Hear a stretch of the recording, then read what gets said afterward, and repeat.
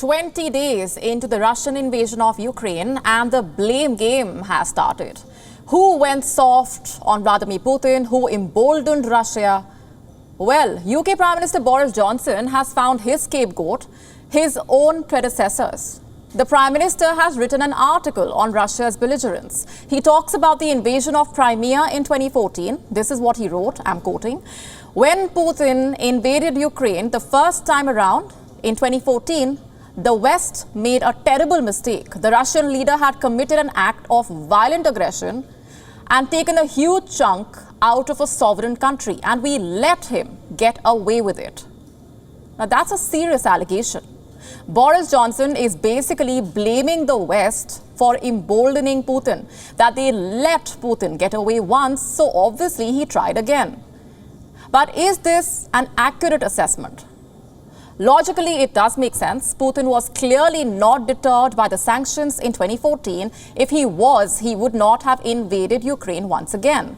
Having said that, the Russian president is not your typical world leader. Conventional policies do not hurt him.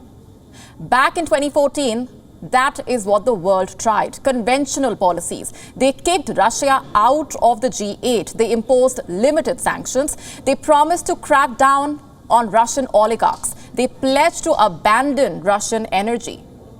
But these were threats, and as it turned out, the West was bluffing. The oligarchs were not targeted, Russian oil was not abandoned. So naturally, Vladimir Putin was emboldened. How much of this debacle was Britain's fault? Frankly, it was a collective failure, so every Western nation must share the blame. Nonetheless, let's look at how Britain reacted in 2014.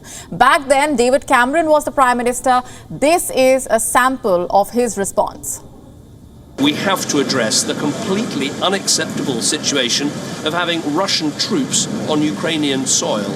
Countries in Europe shouldn't need to think long before realizing just how unacceptable that is. We know that from our history, so consequences must follow if that situation continues, and we'll be discussing that as well today.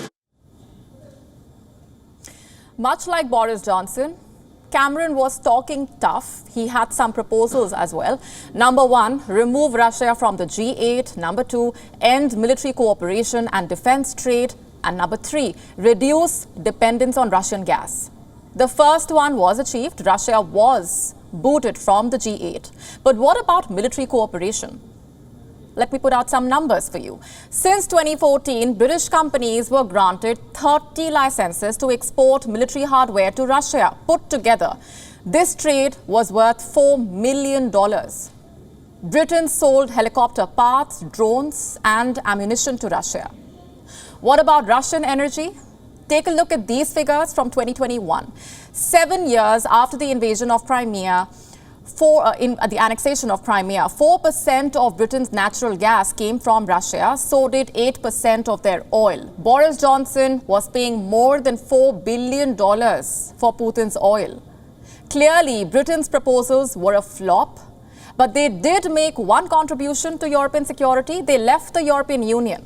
This was a big blow to Brussels. Britain is the 5th largest nuclear power, the 6th largest economic power. So Brexit made the European Union weaker. It divided public sentiment in Europe.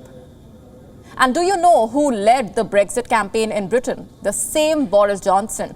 The fact is that the West failed in 2014 and they are failing once again in 2022. Boris Johnson can imitate Churchill all he wants. He can tour European states, he can make arousing speeches, but at the end of the day, only one thing matters, and that's policy. And on that, Boris Johnson has failed. So far, Britain has welcomed just 1,000 Ukrainians. Compare that to neighboring Ireland. They have welcomed more than 5,500 refugees. Just think about it. 2.8 million people have fled Ukraine. Out of this, Britain has welcomed around 1,000. That's 0.03%. Is this how Boris Johnson plans to help? His border guards were turning refugees away at the French border. They were asked to get their paperwork in order. He changed his policy only after intense backlash. What I'm trying to say here is leaders don't matter.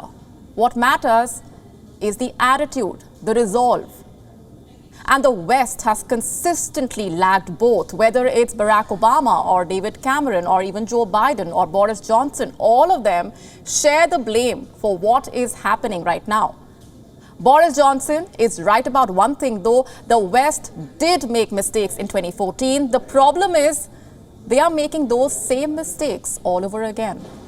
WION now available in your country. Download the app now. Get all the news on the move.